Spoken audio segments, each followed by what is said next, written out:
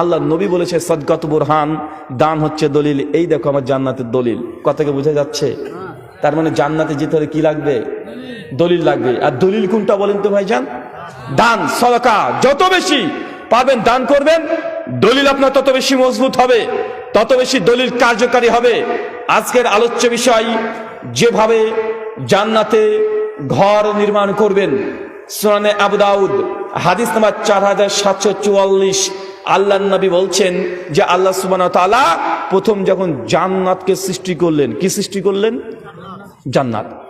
জান্নাতকে সৃষ্টি করার পরে ফেরেশতা জিবরিল, নাম শুনেছেন? ফেরেশতা জিবরিলকে বলছে, আল্লাহ জিবরিল যাও জান্নাত দেখে আসো। ফেরেশতা জিবরিল জান্নাতের মধ্যে ঢুকেছেন। ঢুকে গিয়ে দেখছে জান্নাত এত সুন্দর, এত সুন্দর, দৃষ্টিনন্দন, চোখ একদম ঝলমলে ধরে যাচ্ছে।